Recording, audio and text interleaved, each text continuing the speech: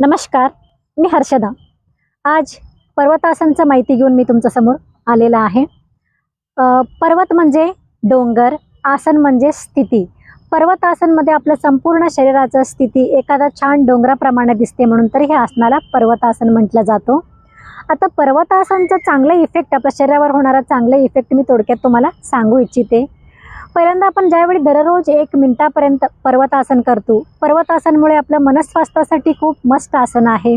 आपलं मन शांत, संयमी आणि मनामध्ये येणारा नकारात्मकता नाहीशी होते. चंचलत्व मनाचं कमी होत जाते.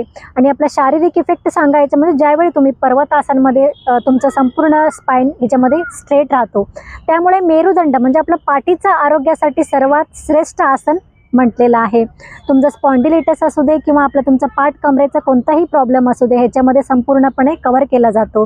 दररोज तुम्ही पर्वतासन केल्यामुळे तुमचं पाठ कंबर तरी स्ट्रॉंग होणार आहे, त्याच्यासोबतच तुमचे दोन्ही हात बलाढ्य होते. ज्यावेळी तुम्ही वरच्या दिशेनं हात तुम्ही तिथं आसनांमध्ये तुम्ही स्थिर करता, त्यामुळे तुमच्या हातांमध्ये बळकटी यायला लागतो. पर्वतासन कसे करायचे मी तुम्हाला आता प्रॅक्टिकली दाखवणार आहे. आता मी अर्ध पद्मासनमध्ये बसलेला आहे. अर्ध पद्मासन, पूर्ण पद्मासन, तुम्ही साधा मांडी सुखासनमध्ये सुद्धा बसू शकताय.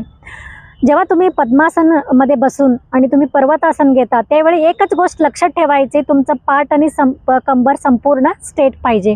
ओके, हात खाली घ्या. स्लोली श्वास घेत घेत दोन्ही हात वरच्या दिशेनं नमस्कार स्थितीमध्ये घ्यायचे आहे. ओके, एल्बो स्ट्रेट, पाठ कंबर संपूर्ण सरळ. 30 सेकंदांपासून 2 ते 3 मिनिटापर्यंत तुम्ही हे आसनांमध्ये होल्ड करू शकताय. स्लोली परत हात खाली घ्या.